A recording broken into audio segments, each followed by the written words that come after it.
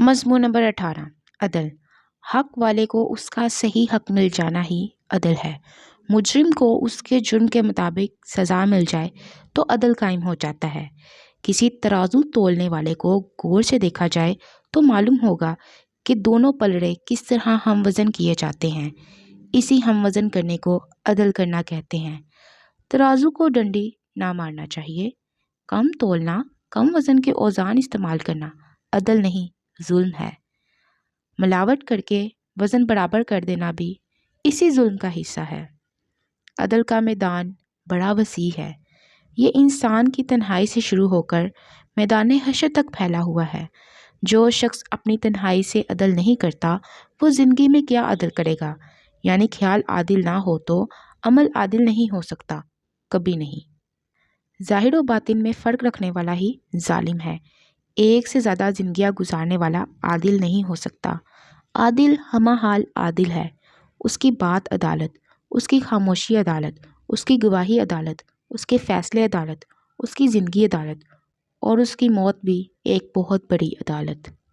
حکم ہے کہ میزان کو ڈنڈی نہ مارو، حق کو باطل کا لباس نہ پہناؤ، حق بات کا برملا اظہار کرنے سے قطعاً نہ ہچکچاؤ۔ حق حق ہے، اسے بیان ہونا چاہیے۔ حق پر پردہ ڈالنے والے کب تک کتمان کریں گے؟ آخر سورج نے نکل آنا ہے۔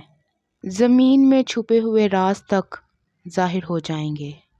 نگلا ہوا اگلنا پڑے گا۔ یہ امانت گاہ ہے، یہاں سے صرف عادل ہو کر گزرنا ہے۔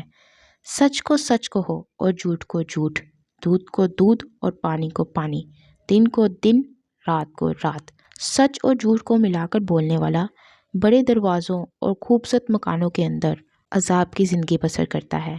لوگ اسے خوش سمجھتے ہیں اور وہ جانتا ہے کہ خوشی نام کی کوئی چیز اس کے پاس نہیں آ سکتی۔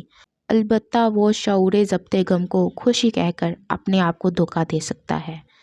عدل کرنا صرف خوف خدا اور فضل خدا سے ممکن ہے، ورنہ یہ ایک بہت ہی مشکل کام ہے۔ عادلانہ زندگی ہی پل صراط ہے۔